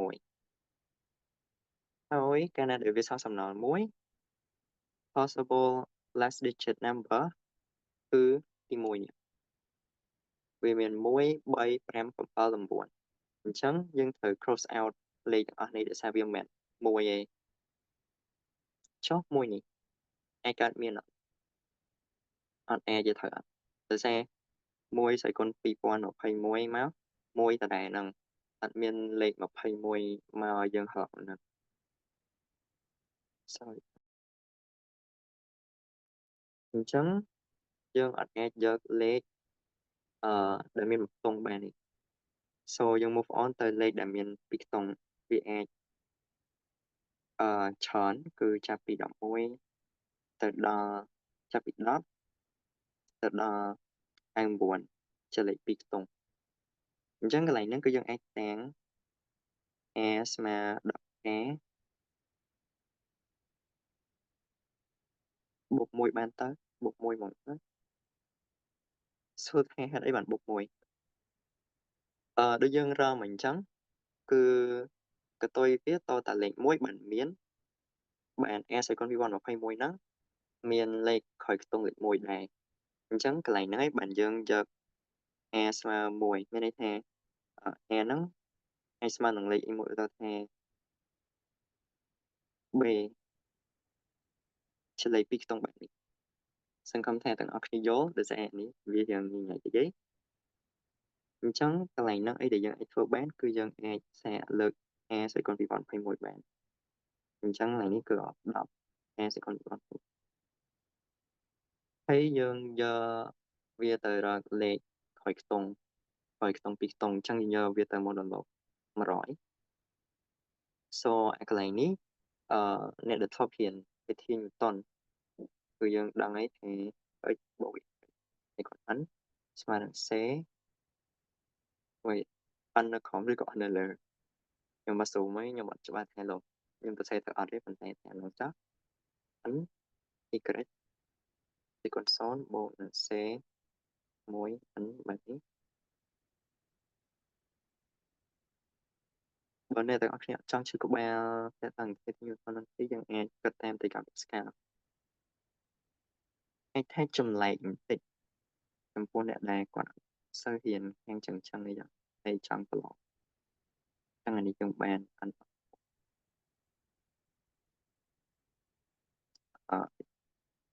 កូន0 y កូន n អញ្ចឹងបើមិនធ្វើតាមនឹងទេគឺយើងអាចមើលតាមប៉ាស្កាល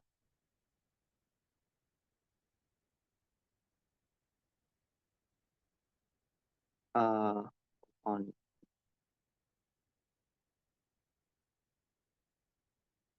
អញ្ចឹងទីកម្មប៉ាស្កាលគឺ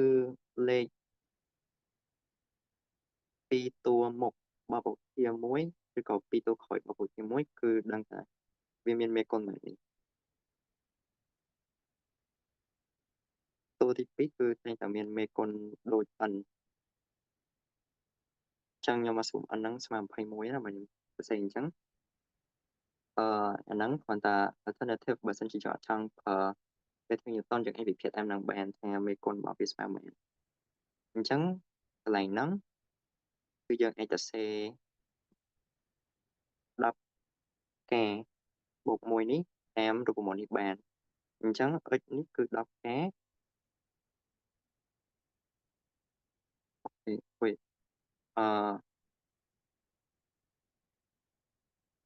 ខ្ញុំអាចទៅសេតួមុននឹងតិចទៅដើម្បីឲ្យសួរយក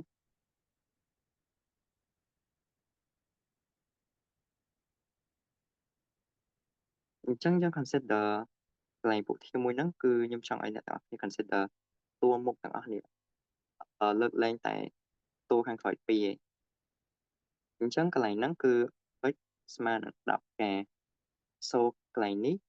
ចាប់ពីកន្លែងនេះទៅគឺ x ស្វ័យគុណចាប់ពី2រហូតដល់ n អញ្ចឹងឧទាហរណ៍ x សេគុណ2នេះក៏សេគុណ2ស្មើនឹង100 k ការ៉េអញ្ចឹងទៅអញ្ចឹងវាចែកដាច់នឹង100អត់ចែកដាច់នឹង100ហើយចុះបើសិនជា x សេគុណ3តួមុខបន្ទាប់មួយយើងមិនបាន 10k គីបអញ្ចឹងវាបាន 1000k គីប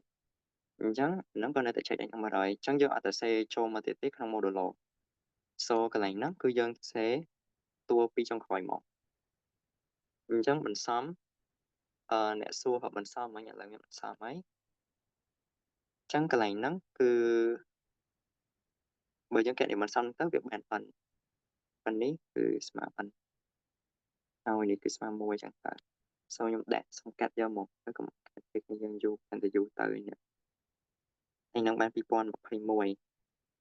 10k ដោយសារតើ x នេះសេគុណ1 ហើយ y យើងមកមួយអញ្ចឹង y សេគុណ n ដកមួយនៅតែមួយដែរទេហើយចុងក្រោយនេះដឹងបូកមួយតែអត់ខ្ញុំបើសិនជាខ្ញុំ make mistake កន្លែងណាជួយ spot កុំឲ្យចិត្តទៅ so កន្លែងនេះគឺយើងបាន2021ទីថែម0ពីក្រោយណា1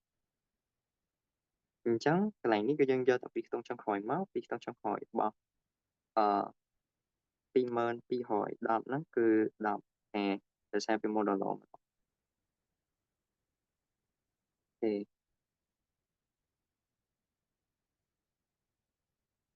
អញ្ចឹងបន្តទៀតយើងគួរយក a ស្មើមែនដោយសារតែយើងចង់បាន a នេះឲ្យលេខចុងក្រោយរបស់វា2ហ្នឹងគឺស្មើនឹង21អញ្ចឹងកន្លែងហ្នឹង of course គឺយើងឲ្យ10a បូក1ហ្នឹងស្មើនឹង21ដោយសារយើងចង់បាន21អូអរគុណបង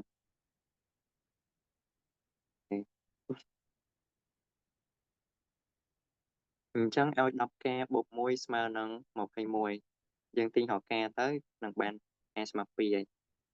អញ្ចឹងបើ k ស្មើ2 a ស្មើមែនយើងយកមកចំនួនកន្លែងនេះវិញមកអញ្ចឹង a ស្មើនឹង10 2បូក1ស្មើនឹង21ចម្លើយយើងគឺ21អញ្ចឹងដូចខ្ញុំនិយាយមុនហ្នឹងលំហាត់ទី5ហើយនិងលំហាត់ទី19ហ្នឹងវាអាចជា benefit វាដាក់មកឲ្យ participant ស្រួលឬក៏គ្រាន់តែជាន្ទាក់ឯងអញ្ចឹងយើងចង់ច្បាស់យើងអាចសាកធ្វើលំហាត់នឹងមកបានយើងអត់អាចថាអត់ស្រួលទេ a ស្មើ21ហ្មងទេអញ្ចឹងអានេះគឺជាលេខដែលតូចបំផុតឯង21ហ្នឹងទាំងអស់គ្នាមានសំណួរអីអត់បើសិនជាអត់ទេខ្ញុំគិតលេខ dismiss មែនបាន5លំហាត់ដែរ at least ហើយលំហាត់ក្រោយនេះវាអត់អីទេខ្ញុំគិតថាគិតក្រោយយើងអាចតែតន់ anyone មានចម្ងល់អីអត់ព្រោះថាលំហាត់ថ្ងៃនេះវាធ្ងន់ធ្ងរដែរ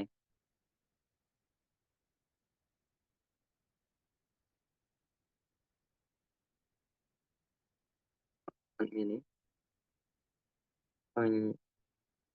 មុនហ្នឹងដូចឃើញគ្នាយើងចូលបាន23ពី4នាក់លើសំ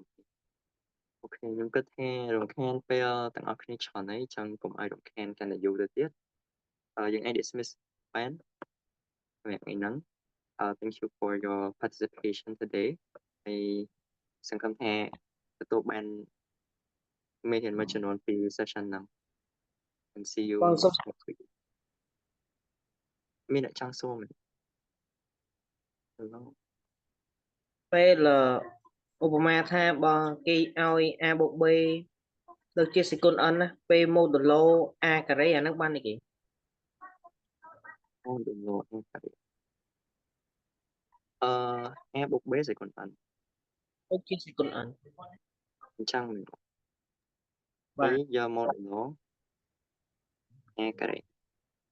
អញ្ចឹងដូចគ្នានេះដែរ A នេះដើរតួជា x so កន្លែងហ្នឹងគឺពីរតួខាងក្រោយដែរដោយសារតែធំនេះទៅគឺចែកដាច់នឹង A ការ៉េហើយមិនអញ្ចឹងឯងអាចយកបានដូចគ្នានឹងលំហាត់ហ្នឹងដែរដូចចឹងដូចពួកយើងនិយាយគ្នាមិញ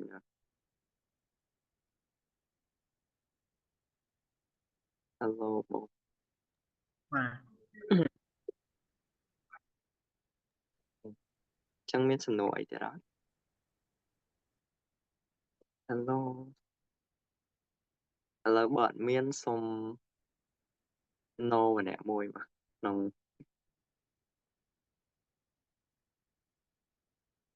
Okay someone said yes សួរបាន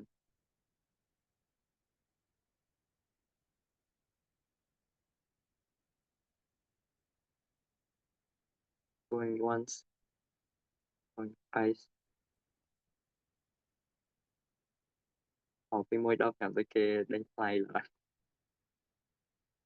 បង can I ask មួយគាត់ទៅ11 no can be 11ដោយសារតែយើងរកមកដល់កន្លែងនេះគឺយើងចង់ឲ្យ air ស្វ័យកុននេះកន្លែងនេះ property ឡើងនេះគឺគេចង់និយាយថា2021ហ្នឹងឲ្យកងក្រង21មកទៅដល់100អញ្ចឹងយើងបាន simplest form កន្លែងនេះហើយយើងឲ្យ10ការស្មើនឹង1 10ការបូក1ស្មើ21មកអញ្ចឹងនាំឲ្យការស្មើ2យកមកអត់អាចឲ្យការស្មើ1បានទេអញ្ចឹងចម្លើយ11អត់ទេ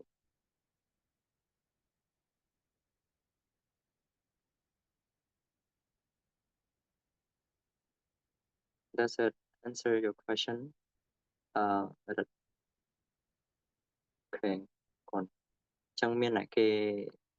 ឆ្ងល់ទៀតទេ បងយើងសុំសួរ បាទ បើសិនយើងឧបមាថាបើវាឡើងរហូតទៅដល់3ខ្ទង់អញ្ចឹងនៅពេលដែលយើងការហើយវិធីសាស្ត្រដែលយើងអាចធ្វើគឺទៅតាមមើលមុនដដែលឬក៏មានវិធីណាស្រួលជាងនឹងអត់បង Okay good question អញ្ចឹងតើតើនឹងលំហាត់នេះហេតុអីបានយើងអត់ដល់13ខ្ទង់ពីចូលបើយើងដល់13ខ្ទង់វាបែបណាឥឡូវមុនហ្នឹងគឺឥឡូវជាទូទៅមកសម្រាប់ការអីមួយតម្លៃអតិបរមាឬក៏តម្លៃបរមាឥឡូវយើងនិយាយលំហាត់ហ្នឹងគឺអបបរមាតូចបំផុតអញ្ចឹងយើងដេញលេខណាដែលតូចបំផុតទៅហើយដែលយើងសាកហ្នឹងគឺលេខ1ខ្ទង់អញ្ចឹងបើលេខ1ខ្ទង់អត់កើតទេតើលេខ2ខ្ទង់លេខ2ខ្ទង់អត់កើតទេតើលេខ3ខ្ទង់ប៉ុន្តែកន្លែងនេះហេតុអីបានយើងអត់ដល់លេខ3ខ្ទង់ដោយសារតែយើងបានចម្លើយនៅលេខ2ខ្ទង់ហើយអញ្ចឹងមានន័យថាលេខ2ខ្ទង់ហ្នឹងតូចបំផុតហើយបើយើងទៅលេខ3ខ្ទង់ទៀតទៅវាអាចនឹងមានចម្លើយដែរប៉ុន្តែអាចនឹងលេខធំជាងដោយសារលេខ3ខ្ទង់2ខ្ទង់ប្រកាសជាលេខ3ខ្ទង់ធំជាងហើយដែលយើងចង់បានគឺយើងចង់បានតូចជាងតូចបំផុតនេះទេអញ្ចឹងយើងអត់រកដល់3ខ្ទង់ទេហើយបើសួរថាមានលំហាត់ផ្សេងទៀតដែលយើងត្រូវលើសពីហ្នឹងអីដែលយើងអាចធ្វើបានដូចខ្ញុំធ្វើមុនហ្នឹងអញ្ចឹងគឺយើង proof ថាស្រាយថាលេខដែលតូចបំផុតដូច a ស្មើមក a ជាលេខ1ខ្ទង់ហ្នឹងហោះទៅអញ្ចឹងអាហ្នឹងខ្ញុំបញ្យល់មុនហ្នឹងយើងអាចសន្មតបានន័យថា a មិនមែនជាលេខ1ខ្ទង់ទេដើម្បី a តូចបំផុត a អត់អាចលេខ1ខ្ទង់បានទេហើយបើយើងត្រូវរកដល់លេខ3ខ្ទង់ចម្លើយឧទាហរណ៍ចម្លើយដល់លេខ3ខ្ទង់អញ្ចឹងណាយើងឲ្យ a ជាលេខ2ខ្ទង់ទៅហើយស្រាយមិនឲ្យ a ជាលេខ2ខ្ទង់ហ្នឹងខុសដូច1ខ្ទង់ដែរអញ្ចឹងទៅយើងអាចតាំងបានហើយឃើញចម្លើយបានហើយអាចយល់បានទេ បាទបងបាទយល់បងអរគុណច្រើនបង បាទអញ្ចឹងមានអ្នកគេមានសំណួរទៀតអត់ម៉ោង9ហ្នឹង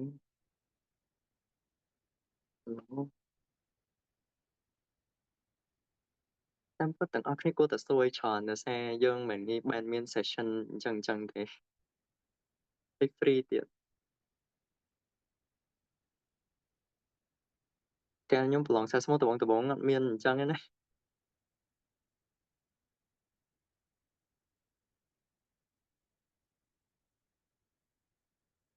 អញ្ចឹងដោយសារគ្នាយើងស្ងាត់ជ្រាបគាត់ថាប៉ុណ្ណឹងបានទេណាកុំរំខានគ្នាយើងយូរពេកម៉ោង9 3នាទីហើយអញ្ចឹងអាច dismiss បានអាច leave បានយើងចាប់ដំណឹងតាំងអរគុណច្រើនអរគុណតែចូលថ្ងៃហ្នឹង លាបង goodbye ជំរាបលា បាទខ្ញុំអានហ្មងទៅបាយបាយ